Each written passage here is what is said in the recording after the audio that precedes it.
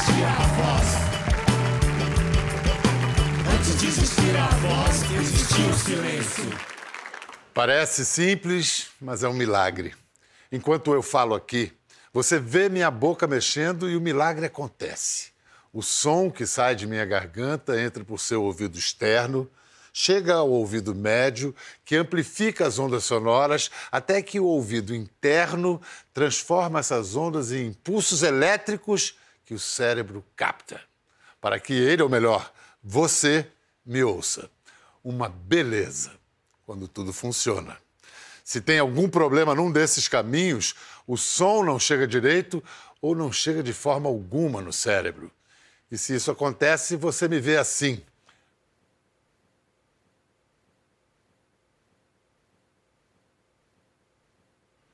Hoje, 26 de setembro, Dia Nacional dos Surdos, vamos mostrar a diversidade que existe na surdez. Esse programa é veiculado com a opção de closed caption e estará disponível legendado no Globoplay. Nós optamos também por incluir uma interpretação em Libras, a língua reconhecida dos surdos. 5% da população mundial, cerca de 350 milhões de pessoas, têm surdez incapacitante. No Brasil, 10 milhões de pessoas declaram não ouvir perfeitamente. A boa notícia é que a tecnologia já pode romper o silêncio. Hoje, pessoas surdas podem conseguir escutar e falar. A má notícia é que a surdez está aumentando em todo o mundo. É a terceira condição de saúde mais comum nos idosos. Mas os casos mais graves aparecem na infância. Então tem uma novela mexicana por trás dessa história do surdo que ouve, o surdo que fala. Claro, o surdo pode ouvir, mas a maioria das pessoas não sabe disso.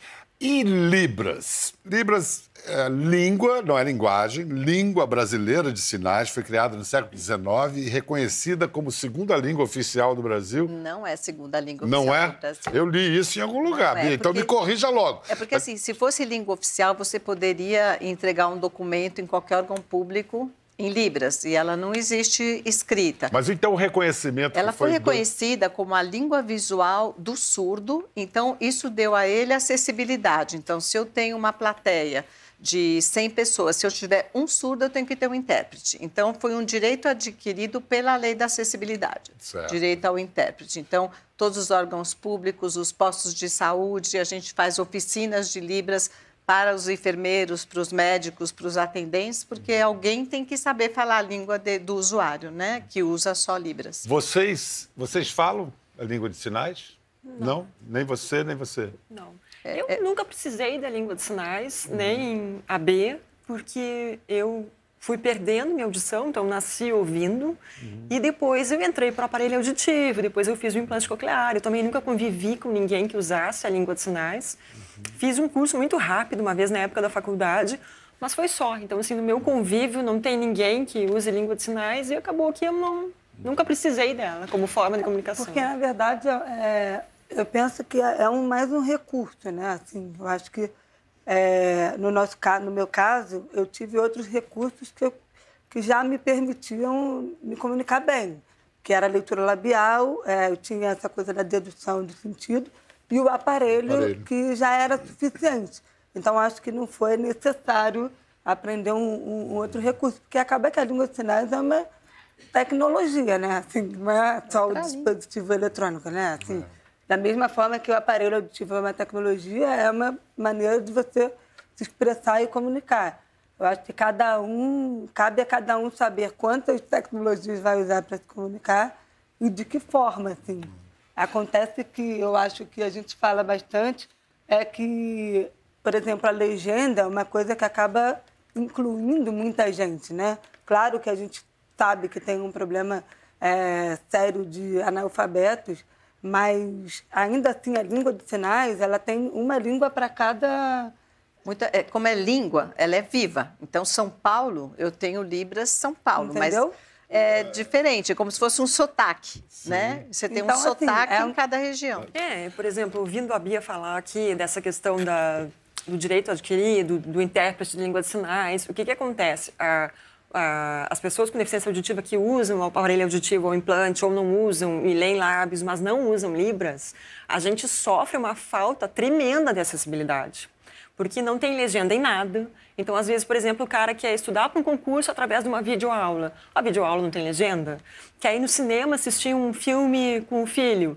Não escuta, precisa de um filme legendado, só tem dublado.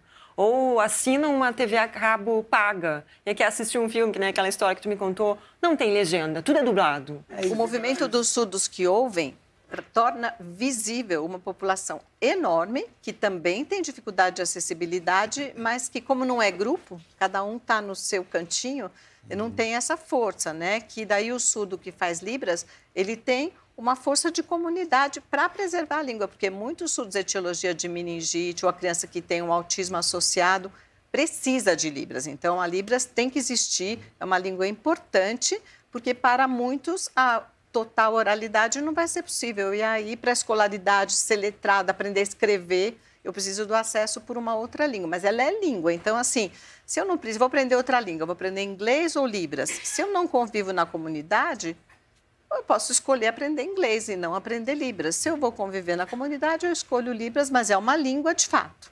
Agora vamos conhecer mais um pouco do projeto Surdos que Ouvem. Quando eu saí do consultório, minha mãe estava junto. E quando a gente foi entrar no elevador, eu olhei para ela num tomzinho ameaçador e falei: tu não vai falar sobre isso com ninguém. Morreu aqui. Aí eu entrei para dentro do armário da surdez, fechei as portas e pensei: daqui ninguém me tira. Meu nome é Daniele. Eu sou o Bruno. Olá, que tal? Meu nome é Marcos. Sou Elisandro. Meu nome é Cris. O implante não é um milagre.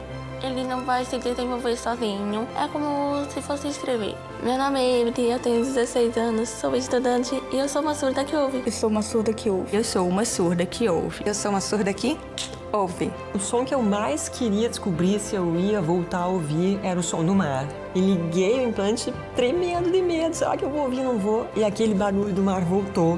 Hoje o som que eu mais gosto de ouvir é um bebezinho falando mamã. Meu nome é Paula, eu tenho 37 anos, sou escritora e sou uma surda que ouve.